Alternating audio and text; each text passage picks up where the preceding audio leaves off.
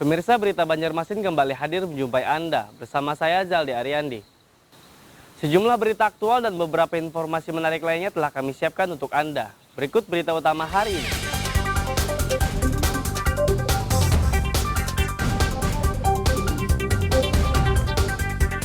Cegah penularan rabies, warga di Banjarmasin membawa hewan peliharaannya untuk divaksin rabies.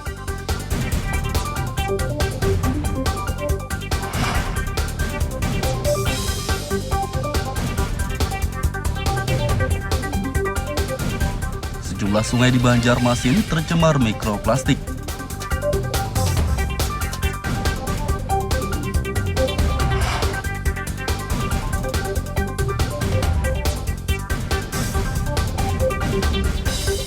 Petani desa Jijangkit Timur Batola keluhkan ratusan hektar lahan plasma kelapa sawit terbengkalai.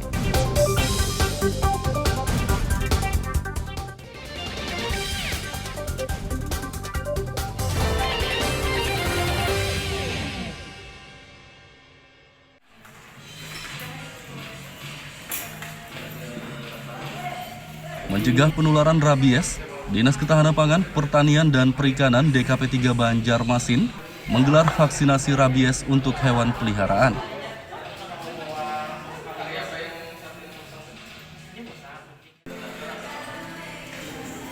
Vaksinasi rabies digelar di Kebun Binatang Jahri Saleh, Sungai Jingah, Banjarmasin Utara, Senin pagi. Puluhan warga yang memiliki hewan peliharaan antusias mengikuti kegiatan ini. Mereka membawa hewan peliharaan seperti kucing, anjing, dan monyet untuk divaksin rabies.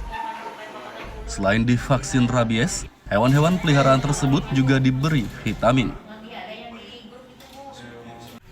ekor. Itu suntik apa sih, Mbak? Suntik rabies sama vitamin.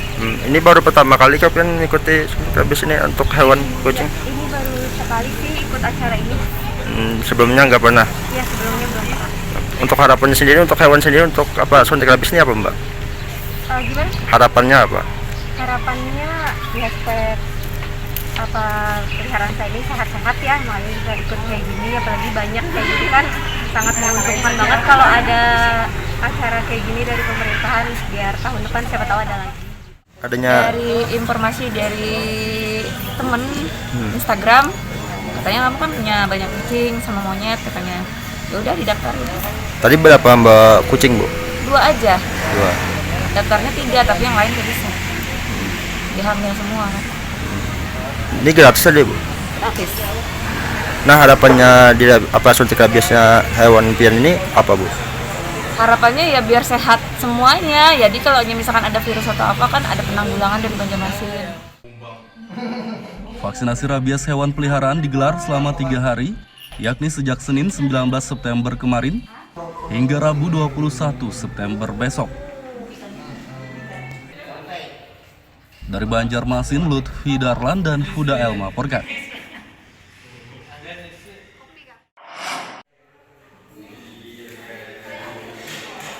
Rabies merupakan penyakit menular mematikan yang dapat menyerang otak dan sistem saraf manusia. Penyakit yang disebabkan oleh virus tersebut biasanya menular ke manusia melalui gigitan hewan yang telah terinfeksi. Di Indonesia, kasus rabies termasuk kasus dengan kategori langka, yakni kurang dari 15.000 per tahun. Sedangkan di kota Banjarmasin, kasus penyakit mematikan tersebut belum ditemukan atau 0 kasus. Meski di kota 1000 sungai ini belum ada kasus rabies, namun pemerintah setempat terus menggencarkan pencegahannya, salah satunya menggelar vaksinasi rabies secara rutin untuk hewan peliharaan. Untuk kasus positif rabies di Banjarmasin sejauh ini belum ada ya teman, tapi laporan untuk kasus gigitan HPR hewan pembawa rabies termasuk anjing, kucing, musang, dan kera itu lumayan banyak. Jadi kita antisipasinya adalah pemberian vaksinasi pada hewan-hewan pembawa rabies tersebut. Nah, untuk tanda-tandanya orang yang terkena gigitan itu apa tandanya, dok? Ya, jadi tanda-tanda rabies yang pertama adalah hewan itu jadi agresif, takut cahaya, terus hipersalivasi atau peliuran berlebihan, takut sama air. Jadi antisipasinya suntik rabies ini, dok, lah? Ya, antisipasinya adalah vaksinasi rabies rutin setiap 1 tahun sekali. Meski rabies sangat berbahaya dan mematikan, penderitanya masih bisa disembuhkan jika ditangani dengan cepat. Adapun gejala rabies yakni demam, sakit kepala, kelebihan air liur, kejang otot, kelumpuhan, dan kebingungan mental. Dari Banjarmasin, Lutfi Darlan dan Fudael melaporkan.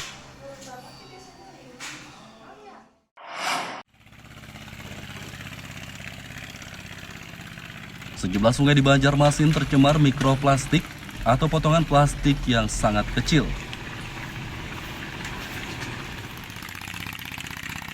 Pencemaran mikroplastik di sungai berdasarkan hasil penelitian dari salah satu organisasi konservasi lingkungan belum lama ini. Mikroplastik didapati pada sejumlah sungai yakni Sungai Martapura, Barito, dan Sungai Queen. Pencemaran mikroplastik di sungai kini menjadi persoalan yang serius. Pasalnya berdampak pada ikan dan manusia. Dari hasil penelitian, ada 10 jenis ikan yang dikonsumsi masyarakat mengandung mikroplastik.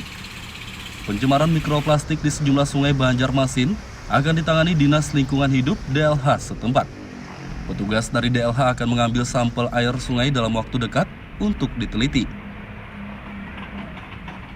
Untuk kita cek ulang gitu apakah memang benar, dan kalau itu benar kami sangat berterima kasih. Dengan adanya itu sebenarnya kami terima kasih, itu sebagai warning bagi kami untuk bisa lebih aktif lagi untuk bagaimana sungai kita khususnya di Kota Banjarmasin menjadi aman bagi semua penduduk Kota Banjarmasin. Sudah ada sampelnya? Kita kemarin sudah melakukan Zoom meeting semua beberapa komponen-komponen untuk melakukan, nanti ada rekomendasi nanti di sana dilakukan. Nanti kita akan lakukan pengecekan kembali menggunakan laboratorium resmi gitu, pengambilan sampel-sampel baik itu ikan apa yang kemarin diambil kita coba cek lagi gitu. Kapan rencana Pak? Insyaallah dalam waktu dekat kita akan lakukan. Warga diimbau untuk tidak lagi membuang sampah plastik di sungai agar pencemaran mikroplastik berkurang. Dari Banjarmasin, Lutfi Darlan dan Fudael melaporkan.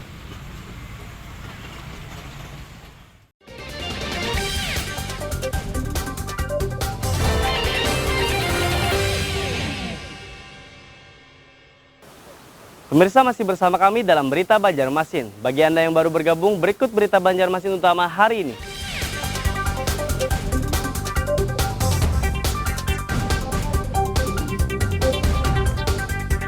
Cegah penularan rabies, warga di Banjarmasin membawa hewan peliharaannya untuk divaksin rabies.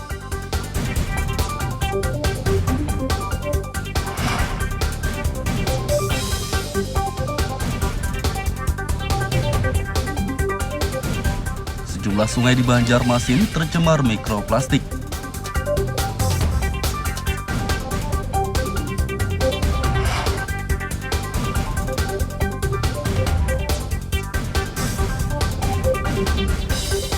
Petani desa Jijangkit Timur Batola keluhkan ratusan hektar lahan plasma kelapa sawit terbengkalai.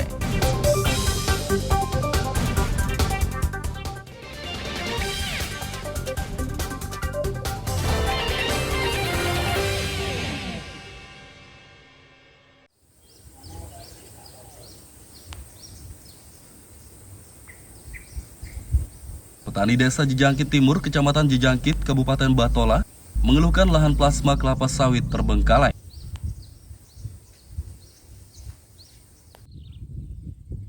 Lahan plasma sawit di desa ini seluas 296 hektar, namun yang baru ditanami hanya 2 hektar saja.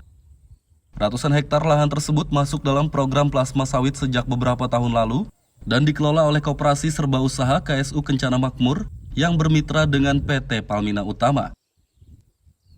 Salah satu petani, Suradi, menjelaskan dari 296 hektar lahan plasma kelapa sawit di desa ini, hanya 2 hektar saja yang ditanami pada tahun 2020 lalu. 294 hektar lainnya kini terbengkalai karena tidak terurus sehingga ditumbuhi semak belukar. Yang perdana kemarin itu kan masyarakat udah senang sebenarnya, udah gembira itulah, udah dimulai itu, tetapi setelah itu sampai sekarang itu belum ada kejelas titik terangnya itulah, kapan mau dibuka, kapan mau ditambah lagi, berapa hektar lagi yang mau dibuka itu belum ada Pak. sih Pak udah di tapak timbun, sebagian sebelah situ balur-balurannya kali para cacingnya itu udah ada semua ini. Kembali jadi hutan lagi lah. Nggih. Cuman kami kan Pak berharap sekali sebenarnya dibuka ini plasma ini, cuman udah hampir 14 tahun ini Pak kita menunggu kan nggak ada kejelasannya kan, yang benar-benar sakit loh masyarakatnya Pak. Petani mendesak KSU Kencana Makmur dan PT Palmina segera melanjutkan penanaman kelapa sawit pada 294 hektar lahan terbengkalai tersebut.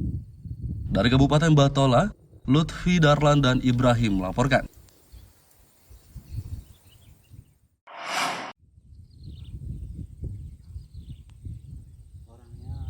...294 hektar lahan plasma kelapa sawit di Desa Jejangkit Timur, Kecamatan Jejangkit, Kabupaten Batola terbengkalai karena penanaman tertunda.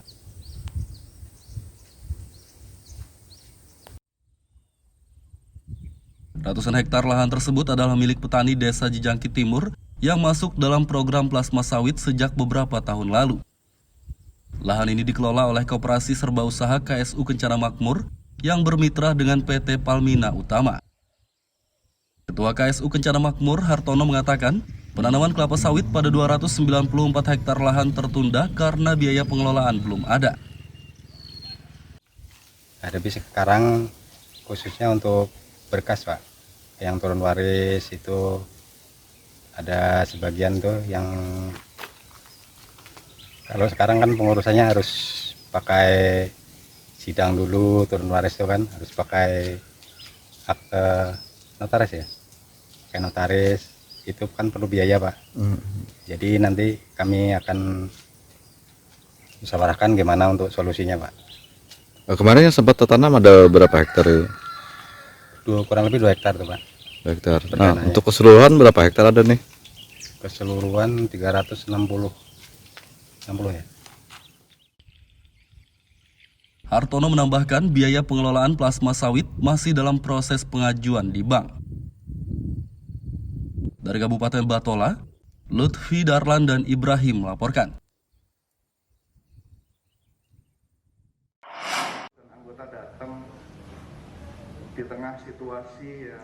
Ratusan polisi dari Polres Banjar dites urin oleh tim supervisi Biro Provos di Propam Polri belum lama ini.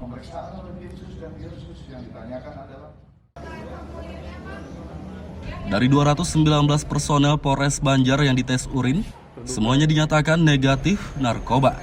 Selain dites urin, ratusan personel tersebut juga menjalani pemeriksaan kelengkapan identitas diri, surat izin senjata api, dan kerapian seragam. Penjagaan waktu dan tahanan itu dari sisi bagian pengawalan dan pengamanan. Lalu dari bagian penegakan ketertiban dan disiplin, yaitu sikap tampang perorangan, kelengkapan identitas, kelengkapan surat senjata dan lain sebagainya, itu yang kami lakukan supervisi.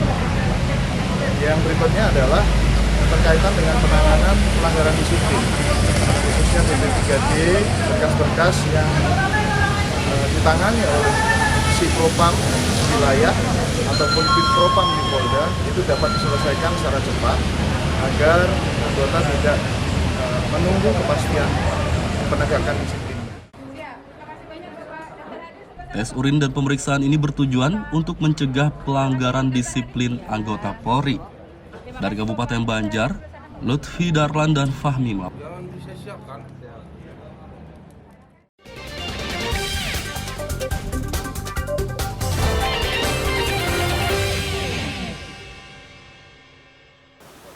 Pemirsa, masih bersama kami dalam Berita Banjarmasin. Bagi Anda yang baru bergabung, berikut Berita Banjarmasin utama hari ini.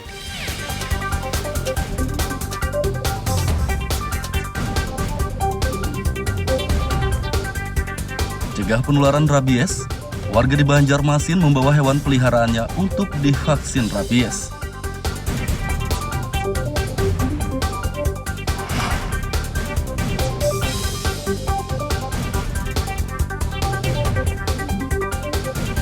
Sejumlah sungai di Banjarmasin tercemar mikroplastik.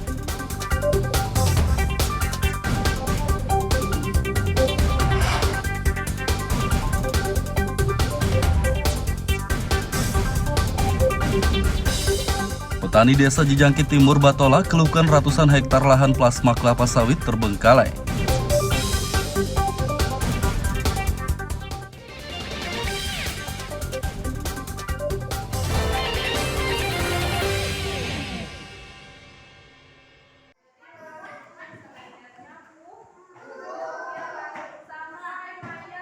Fasilitas pendidikan yang sangat memprihatinkan di Desa Sulangkit, Kelumpang Utara, Kabupaten Kota Baru, akhirnya akan dibenahi Dinas Pendidikan dan Kebudayaan setempat.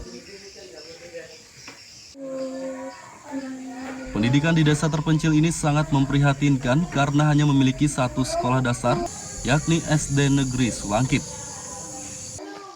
Bangunan SD berbahan kayu tersebut rusak parah di beberapa bagian. Selain itu, sekolah ini hanya memiliki 2 tenaga pengajar sukarela dan 12 murid saja. Fasilitas untuk belajar mengajar juga sangat minim, sehingga pendidikan di sekolah ini jauh tertinggal dibandingkan sekolah lainnya. Kepala Disdikbud Kota Baru Slamet Riyadi berjanji akan membenahi pendidikan di Desa Sulangkit. Selain memperbaiki bangunan SDN Sulangkit, ia juga akan menyediakan fasilitas belajar yang layak untuk para siswa. Insya Allah nanti juga tetap akan kita bantu dan kita akan menganggarkan untuk minimal dibangunkan satu lokal untuk tambahannya melalui dari dana PBD ataupun APBN, dan rencananya mudah-mudahan di tahun 2023 nanti akan kita wujudkan. Kemudian terhadap siswa-siswanya tersebut untuk memberikan motivasi dan semangat lagi buat mereka belajar, nanti akan kita bantu melalui beasiswa yang ada di Dinas Pendidikan Kabupaten Kota Baru. Dengan catatan siswa tersebut tidak mendapatkan program Kartu Indonesia Pintar. Jadi bagi mereka yang di luar daripada Kartu Indonesia Pintar tersebut akan kita beri beasiswa khusus dari pemerintah Kabupaten Kota Baru. Disdikbud Kota Baru juga akan memberikan beasiswa bagi murid SDN Sulangkit yang tidak terdaftar dalam program Kartu Indonesia Pintar.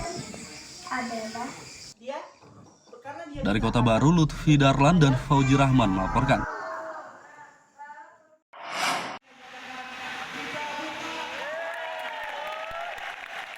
Memperingati hari jadi ke-496 Kota Banjarmasin, pemerintah setempat menggelar turnamen futsal antar kelurahan. Turnamen futsal digelar di lapangan Borneo kawasan HKSN Banjarmasin Utara Senin sore. Ajang yang memperebutkan Piala Wali Kota dan sejumlah uang pembinaan ini diikuti 36 tim futsal kelurahan. Owner Borneo Futsal menyampaikan karena beliau seorang pengusaha, Wali minta satu sesi tuntutan teman-teman Karang Taruna. Belum hendak bertanya soal bagaimana Karang Taruna muda warga Banjarmasin berani berusaha berdasarkan pengalaman saya. Nah, itu jadi.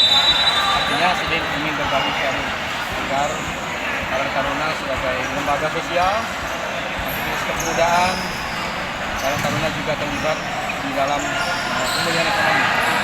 Sehingga banyak dari Karang Taruna ini yang bisa dipakai masyarakat, bahkan juga pelaku ekonomi, baik sifatnya UMKM, pelaku ekonomi kreatif, dan juga kita membutuhkan teman-teman Karang Taruna di masing-masing kelurahan. Turnamen futsal antar kelurahan ini berlangsung selama 3 hari, yakni sejak Senin 19 September kemarin hingga Rabu 21 September besok. Dari Banjarmasin, Lutfi Darlan dan Huda El melaporkan.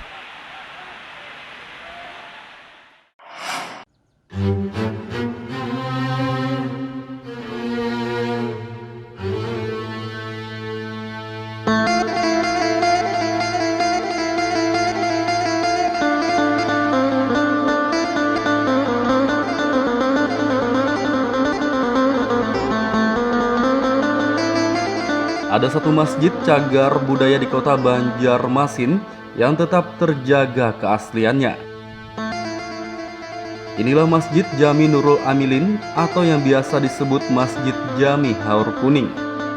Masjid ini berada di kawasan Kelayan Timur, Banjarmasin Selatan.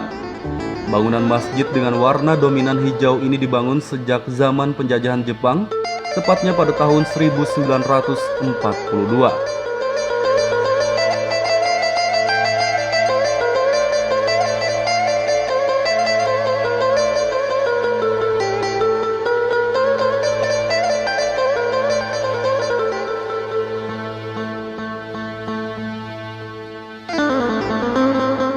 Masjid ini telah dijadikan cagar wisata religi oleh pemerintah karena konstruksi bangunan kayunya tetap kokoh hingga kini. Sebagian besar material kayu pada masjid ini seperti dinding, tiang, pintu dan lainnya masih asli sejak dibangun. Selain itu, masjid ini juga mempertahankan bangunan tempat azan zaman dahulu yang cukup unik. Tempat untuk muazin mengumandangkan azan itu berada tepat di tengah masjid menyatu dengan tiang utama.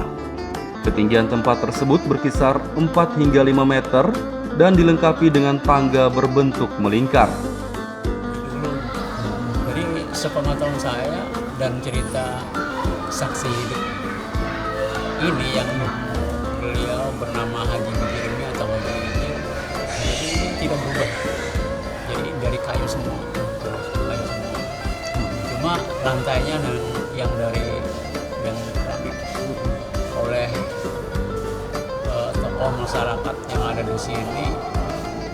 Beliau membeli di Surabaya keramik, kemudian membawa ke sini, berikut membawa tukang pasang keramik. Jadi keramik begitu tukangnya dipasang di sini.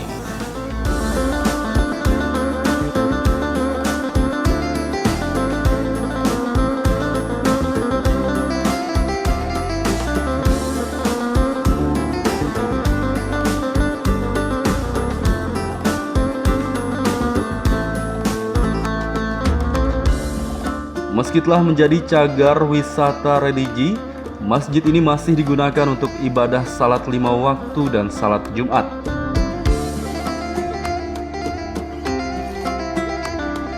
Dari kota Banjarmasin, Muhammad Lutfi Darlan dan Aryadi Sukma melaporkan.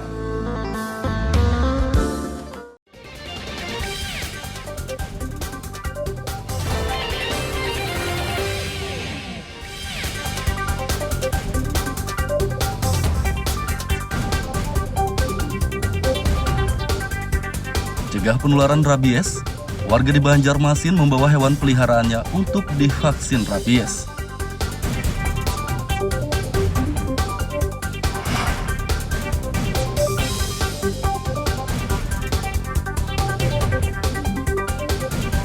Sejumlah sungai di Banjarmasin tercemar mikroplastik.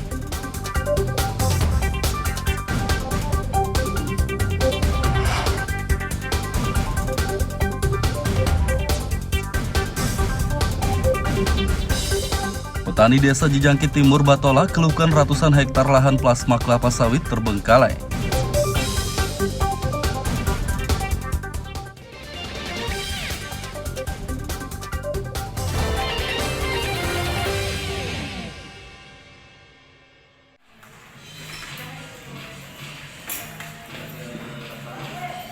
Mencegah penularan rabies, Dinas Ketahanan Pangan, Pertanian dan Perikanan DKP 3 Banjarmasin menggelar vaksinasi rabies untuk hewan peliharaan.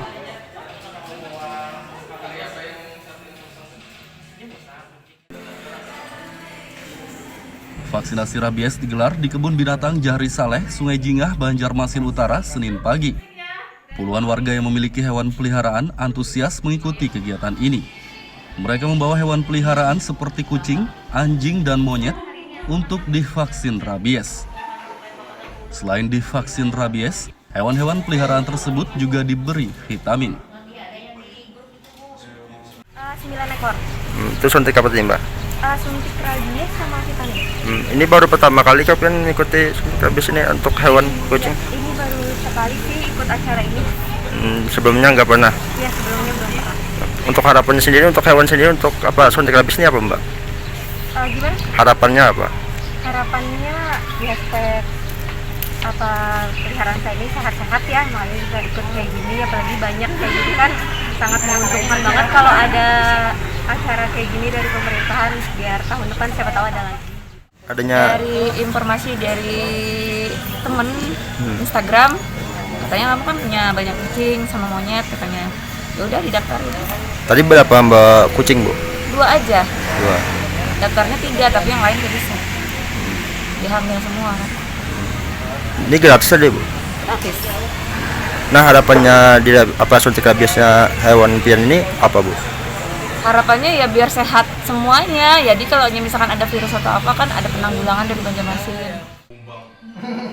Vaksinasi rabies hewan peliharaan digelar selama 3 hari, yakni sejak Senin 19 September kemarin hingga Rabu 21 September besok. Dari Banjarmasin, Lutfi Darlan dan Huda El melaporkan.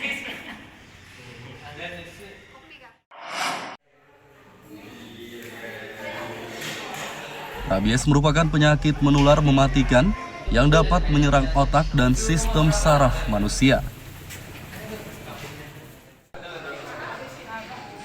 Penyakit yang disebabkan oleh virus tersebut biasanya menular ke manusia melalui gigitan hewan yang telah terinfeksi. Di Indonesia, kasus rabies termasuk kasus dengan kategori langka, yakni kurang dari 15.000 per tahun. Sedangkan di kota Banjarmasin, kasus penyakit mematikan tersebut belum ditemukan atau 0 kasus. Meski di kota 1000 sungai ini belum ada kasus rabies, namun pemerintah setempat terus menggencarkan pencegahannya, salah satunya menggelar vaksinasi rabies secara rutin untuk hewan peliharaan. Untuk kasus positif rabies di Banjarmasin sejauh ini belum ada ya teman, tapi laporan untuk kasus gigitan HPR hewan pembawa rabies termasuk anjing, kucing, musang dan kera itu lumayan banyak. Jadi kita antisipasinya adalah pemberian vaksinasi pada hewan-hewan pembawa rabies tersebut. Nah, untuk tanda-tandanya orang yang terkena gigitan itu apa tandanya, dok? Ya, jadi tanda-tanda rabies yang pertama adalah hewan itu jadi agresif, takut cahaya, terus hipersalivasi atau peliuran berlebihan, takut sama air. Jadi antisipasinya suntik rabies ini, dok lah? Ya, antisipasinya adalah vaksinasi rabies rutin setiap 1 tahun sekali. Meski rabies sangat berbahaya dan mematikan, penderitanya masih bisa disembuhkan jika ditangani dengan cepat. Adapun gejala rabies yakni demam, sakit kepala, kelebihan air liur, kejang otot, kelumpuhan, dan kebingungan mental. Dari Banjarmasin, Lutfi Darlan dan Huda El melaporkan.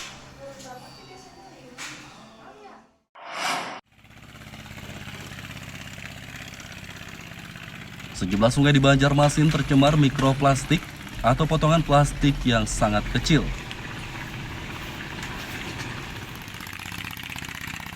Pencemaran mikroplastik di sungai berdasarkan hasil penelitian dari salah satu organisasi konservasi lingkungan belum lama ini. Mikroplastik didapati pada sejumlah sungai yakni Sungai Martapura, Barito, dan Sungai Queen.